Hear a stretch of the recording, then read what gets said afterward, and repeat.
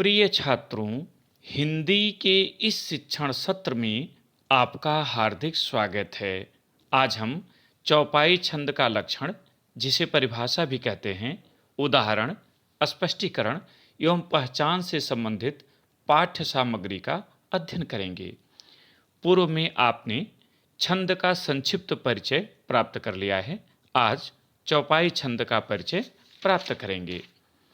चूँकि आज हम मात्रिक छंद प्रारंभ करने जा रहे हैं, इसलिए चौपाई के लक्षण से पहले आइए मात्रा गणना की पद्धति से भलीभांति परिचित हो लें।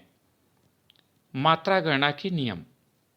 पहला, ह्रस्व स्वर अ, ई, उ तथा लघु वर्ण क, ख, ग आदि एक मात्रिक होते हैं, जिन्हें मात्रा गणना के क्रम में खड़ी पाई से दिखाया जाता है।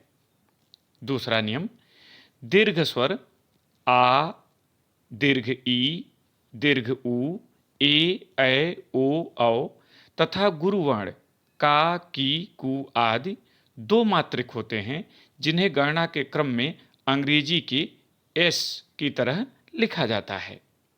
तीसरा नियम, संयुक्त वर्ण से पहले का वर्ण गुरु माना जाता है। जैसे विष्णु में वी, विज्ञान में वी, सरस्वती में र, चूंकि र के बाद आधा स है, अंत में अ, जन्म में ज, धर्म में ध और कर्म में क गुरु वर्ण माने जाएंगे, अतः इनकी दो मात्राएं होंगी। चौथा नियम, अनुस्वार युक्त वर्ण गुरु माने जाते हैं। जैसे जंगल में जंग और संगम में संग गुरु वर्ण हैं, अतः इनकी दो मात्राएं होंगी। पांचवा नियम, विसर्ग युक्त वर्ण गुरु वर्ण माने जाते हैं। जैसे दुख में दु, अह में अ, अधः में ध और अंतःकरण में त वर्ण विसर्ग युक्त होने से गुरु हो गए हैं, अतः इनकी दो मात्राएं होंगी।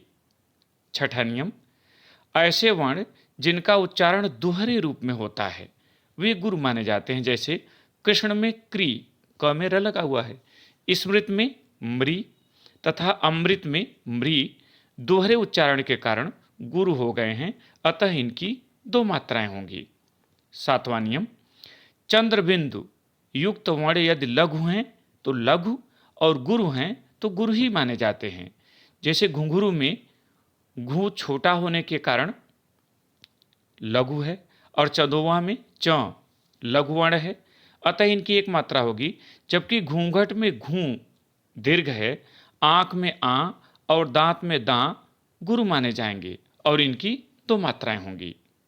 आठवां नियम, हलंत वर्ण के पहले वाले वर्ण गुरु माने जाते हैं। जैसे श्रीमन में म, सत में स और श्रीमत में म गुरु वर्ण हैं और इनकी दो मात्राएं होंगी, क्योंकि इनके बाद हलंत वाला वर्ण है।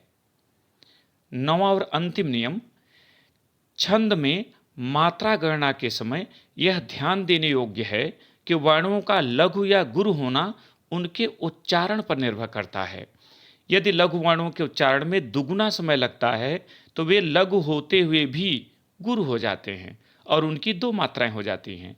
जबकि गुरु वर्ण के उच्चारण में यदि कम समय लगता है तो वे गुरु होते हुए भी मात्रा गणना में लघु हो जाते हैं और उनकी एक मात्रा हो जाती है। मुझे उम्मीद है कि आप मात्रा गणना के रहस्य से अब तक भली भांति परिचित हो चुके होंगे। तो आइए अब चौपाई छंद का लक्षण या परिभाषा देखें। चौपाई छंद का लक्षण, यह सममात्रिक छंद है। इसमें 4 चरण होते हैं। प्रत्येक चरण में 16-16 मात्राएं होती हैं। पहले चरण की तुक दूसरे चरण से तथा तीसरे चरण की तुक चौथे चरण से मिलती है। प्रत्येक चरण के अंत में यति होती है। 32 मात्राओं पर एक पंक्ति पूर्ण हो जाती है। चरण के अंत में जघन एवं तगड़ के प्रयोग का निषेध है। आपने पूर्व के भाग में जान लिया है कि जगण में 1, 2 और 1 के क्रम में मात्राएं होती हैं, जबकि तगड़ में 2, 2 और 1 के क्रम में मात्राएं होती हैं। परिभाषा में आप केवल इतना लिख दें कि प्रत्येक चरण के अंत में यति होती है, यहाँ तक भी लिख देंगे तब भी आपकी परिभाषा या लक्षण पूरा माना जाएगा। इस पर उदाहरण देखें। जय हनुमान ज्ञान गुण सागर, जय कपीस तिहु लोक उजागर, राम दूत अतुलित बल धामा, अंजन पुत्र पवन सुत नामा। मात्रिक छंद में मात्राएं जरूर लगाएं, उनकी गणना करें और स्पष्टीकरण लिखें, तभी पूरे अंक मिलते हैं। अब मात्रा यहाँ आप लगाने का नियम तो पढ़ाए हैं, देखिए लगता कैसे है। अब ज और य दोनों लघु हैं, इसलिए इनकी एक एक मात्रा लगी। हनुमान में ह छोटा है और न में छोटा ऊ की मात्रा लगी है, इसलिए लघु हो गया, एक एक मात्रा इनकी हुई। म में आ की मात्रा लगी है, इसलिए वह गुरु हो गया और यहाँ 2 का चिन्ह लगा है। न आपका लघु है, इसलिए 1 का चिन्ह लगा। ज्ञान में ग आधा है या उसके साथ जुड़ा है, नहीं संयुक्त व्यंजन बन गया है, इसलिए यहाँ ये 2 हो गया है और न में 1 मात्रा है। गुण में ग में छोटा ऊ की मात्रा है, इसलिए लघु माना गया है और न आपका लघु है। सागर में सा गुरु है, इसलिए इसकी 2 मात्राएं हैं। शेष ग और र की एक एक मात्राएं हैं।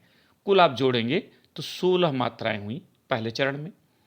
दूसरे चरण में जय कपीस तिहु लोक उजागर। अब जय में एक एक मात्रा है, क में 1 मात्रा हो गई, प में बड़ी की मात्रा है जिसे आप दीर्घ कहते हैं, तो दीर्घ वर्ण होने के कारण यहाँ 2। स आपका लघु है। तिहु में त में ह्रस्व ई की मात्रा है, छोटी मात्रा है, इसलिए लघु हो गया। ह में भी छोटा ओ की मात्रा है, इसलिए यह भी लघु हो गया। लोक में ल में ओ की मात्रा है, दीर्घ है, इसलिए 2 और क में 1। उजागर में उ में 1, जा में 2 मात्राएं होंगी चूंकि इसमें आ है और ग और र दोनों लघु हैं, इस तरह से यहाँ 16 मात्राएं। उसी तरह से रामदूत अतुलित बलधाना। अब राम में र में आ की मात्रा है, दीर्घ है, गुरु है, इसलिए 2 और 1 हुआ। उसी तरह से दूत में भी 2 1 हुआ। अतुलित में चारों लघु हैं, इसलिए 1 1 1 होगा। और बलधामा में ब और ल दोनों लघु हैं, जबकि धामा दोनों दीर्घ हैं, इसलिए यहाँ 2 2 मात्राएं होंगी। इसी तरह से अंजन पुत्र पवन सुत नामा हम देखें। अंजन में अ अनुस्वार युक्त है और अनुस्वार युक्त वर्ण दीर्घ होता है, इसलिए यहाँ 2 का सिंबल लगा हुआ है। ज और न दोनों लघु हैं। पुत्र में चूंकि प बाद के संयुक्त व्यंजन के पहले है, त्र संयुक्त व्यंजन है, त और रस मिला है, तो पहले होने के कारण ये दीर्घ हो गया और त्र आपका लघु हो गया। पवन 1 1 1 होगा क्योंकि लघु है, सुत भी लघु है और नामा दोनों दीर्घ हैं। इस तरह से 16 16 मात्राएं चारों चरण में आपने देख लिया। स्पष्टीकरण इसका इस रूप में लिखें। प्रस्तुत उदाहरण में 4 चरण हैं, प्रत्येक चरण में 16 मात्राएं हैं। पहले चरण की तुक दूसरे चरण से तथा तीसरे चरण की तुक चौथे चरण से मिलती है। प्रत्येक चरण के अंत में यति है, अतः यह चौपाई छंद का उदाहरण है। एक उदाहरण और देख लें स्पष्ट होने के लिए। बंदौ गुरुपद पदुम परागा, सुरुचि सुबास सरस अनुरागा, अमीय मूरिमय चूरन चारु, समन सकल भव रुज परिवारु। अब यहाँ देखिए बंदों में ब अनुस्वार युक्त है, इसलिए दीर्घ होगा, द लघु होगा और ऊपर चंद्र बिंदु है। और आप जानते हैं कि चंद्र बिंदु जिस वर्ण में है, यदि वह लघु है तो लघु ही रहेगा और दीर्घ है तो दीर्घ रहेगा, इसलिए यहाँ लघु है इसलिए लघु ही बना हुआ है। गुर में दोनों लघु हैं, चूंकि यहाँ र में छोटा ऊ की मात्रा है, लघु वर्ण है, दीर्घ नहीं है। पद आपका लघु है, पदुम तीनों लघु हैं और परागा में प लघु है और रा और गा दोनों दीर्घ हैं, इनकी 2 2 मात्राएं हैं। इस तरह से 16 मात्राएं हुई। सुरुचि सुबास सरस अनुरागा। सुरुचि में तीनों में लघु मात्राएं लगी हैं, इसलिए लघु वर्ण हो गया। सुबास में स लघु वर्ण है, जबकि ब में आ की मात्रा लगी है, दीर्घ अ है, इसलिए यहाँ 2 मात्रा होगी, सम 1 होगा। सरस आपका लघु है। अनुरागा में अनु दोनों लघु हैं और रागा दीर्घ है, इसलिए यहाँ 2 2 मात्राएं हो गई। इस तरह से 16 मात्राएं हैं। अमीय मूर्मय चूरन चारु। तो अमी में तीनों लघु हैं, जबकि मूर्मय में म में ऊ की मात्रा है जो दीर्घ ऊ है, इसलिए यहाँ 2 होगा, शेष 1 1 है।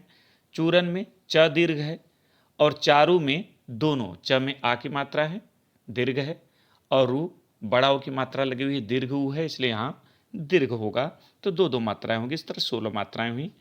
समन सकल भव रुच परिवार है, इसमें सब से एक एक हैं, लघु हैं।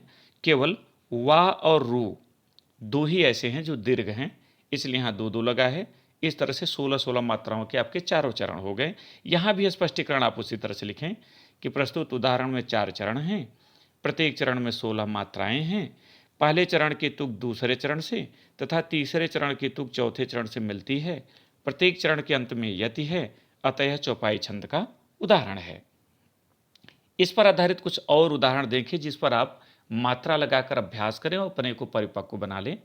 पहला, निरख सिद्ध साधक अनुरागे, सहज स्नेहु सराहन लागे, होत न भूतल भाव भरत को, अचर सचर चर अचर करत को। यहाँ सिद्ध में स आपका दीर्घ हो जाएगा, पुराने नियम से आप इसे देखेंगे।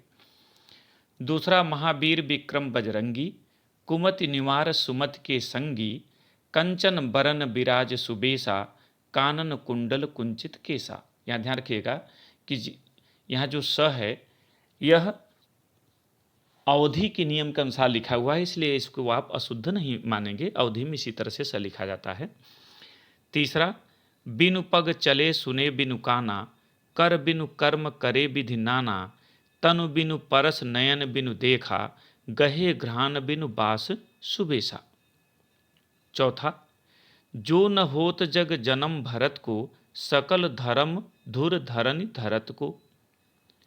पांचवा, कार्तिक शरद चंद उजियारी, जग शीतल हों बिरहे जारी। अब यहाँ ध्यान दीजिएगा, चौथे और पांचवें में हमने केवल एक ही पंक्ति दिया, 4 चरण तो नहीं दिए। फिर भी यह चौपाई छंद का उदाहरण है, क्योंकि 2 चरणों में जब वह मानक पूरा हो जाता है तो वह चौपाई ही मान ली जाती है। क्योंकि चौपाई में 4 चरण होते हैं और 2 चरण आपको अगर परीक्षा में आए हैं तो 2 चरणों के आधार पर ही आपको चौपाई सिद्ध कर देना है।